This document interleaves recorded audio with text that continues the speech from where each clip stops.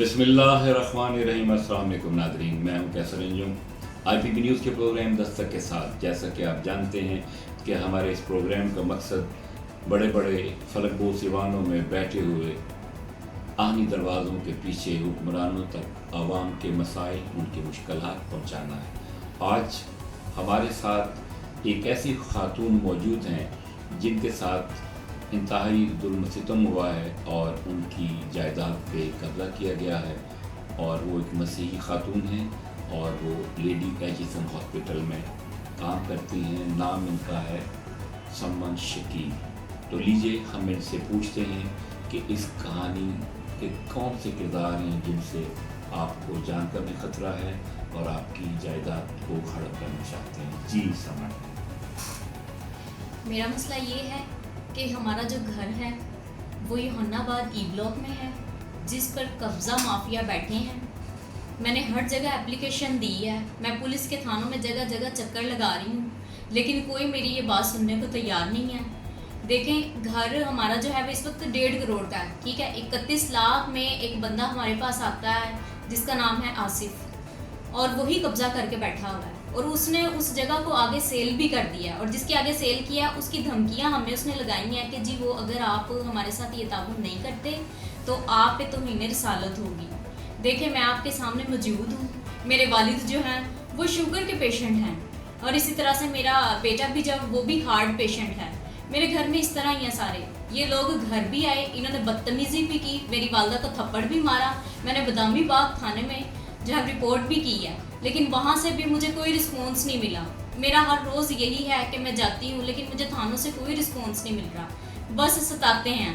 ان کے ساتھ مل کر میری مریم نواز صاحبہ سے یہ درخواست ہے، میرا یہ قبضہ چھڑایا جائے، میرا گھر مجھے واپس دلایا جائے۔ پاکستان میں کہتے ہیں کہ منورٹی کے ساتھ ہم جو ہے وہ تعاون کرتے ہیں، لیکن میرے خیال سے یہاں پہ کوئی تعاون نہیں ہو رہا۔ میرا اس لیے انصاف نہیں ہو رہا کہ میں ایک کرسچن ہوں، یا میرا اس لیے انصاف نہیں ہو رہا کہ مریم نواز صاحبہ میں آپ تک نہیں پہنچ سکتی۔ مجھے ہر روز دھمکایا جا رہا ہے، میری جان کو خطرہ ہے۔ آپ کو یہ بھی پتا ہے کہ میں ایک ملازم ہوں اور میرے ساتھ کوئی انصاف نہیں ہو رہا۔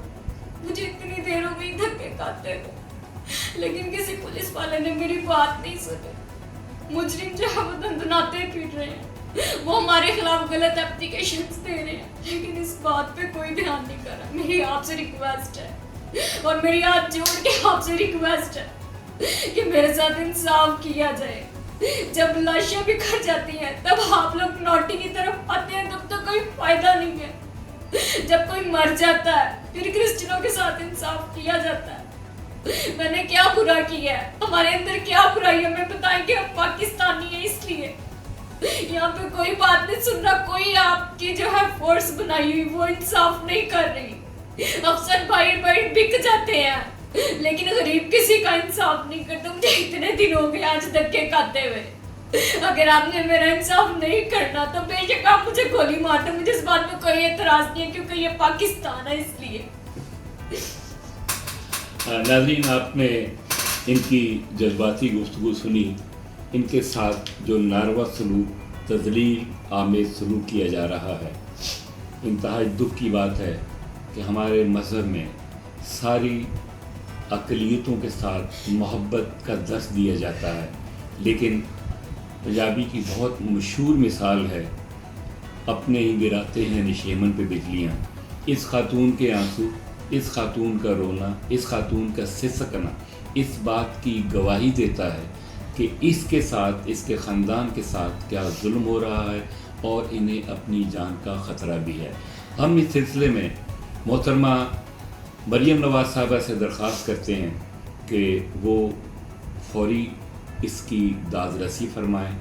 IG ڈاکٹر عثمان صاحب سے، اور CCPO لاہور سے بھی درخواست ہے، DIG آپریشن سے درخواست ہے، اور خاص طور پر SSP انویسٹیگیشن نوید صاحب سے، جو کہ انتہائی فرشناز آفیسر ہیں اور بہت دیانتدار اور بہت زیادہ انصاف کرنے والے، ان سے خاص طور پہ درخواست یہ ہے کہ بادامی باغ کا انویسٹیگیشن کا شعبہ ان کو مزید اذیت دے رہا ہے، ان کو بلاتا ہے، ان کو دھمکاتا ہے، ان کو ڈراتا ہے، اور وہاں ایک ASI ہے جس کا نام ولی ہے، وہ روز بلا لیتا ہے اور اس کی بھرپور کوشش ہے کہ یہ ان کے ساتھ دوسری پارٹیز ہیں ان کے ساتھ جو ہے نا یہ تعاون کریں. تعاون کس طرح کریں کہ 1.5 کروڑ روپے کی جائیداد ہے کس طرح اس کو دے دیں.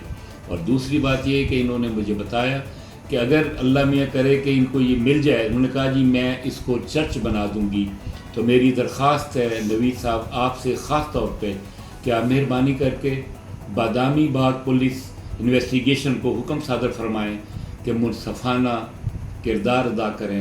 پاکستان زندہ باد.